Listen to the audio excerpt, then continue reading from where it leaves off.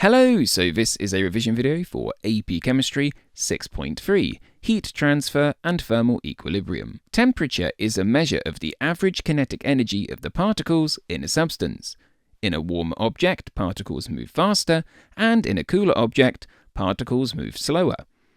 When two objects at different temperatures come into contact, energy is transferred through collisions between particles. When a fast-moving particle from a warm object collides with a slower particle from a cooler object, some energy is transferred. The warmer particle slows down and the cooler particle speeds up. This process continues with more collisions. The combined total energy of all particles is conserved but redistributed between them. This flow of energy is called heat transfer, also known as thermal energy transfer or energy exchange. Exam tip here: heat transfer always occurs spontaneously from higher to lower temperature.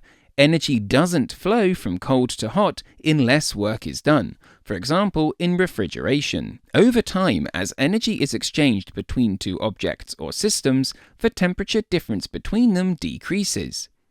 Thermal equilibrium is reached when both substances have the same average kinetic energy and therefore the same temperature. At this point, there is no net transfer of energy between the systems. However, you should be aware that technically particles from both systems are still colliding and exchanging energy, it's just there is no net transfer of energy between them.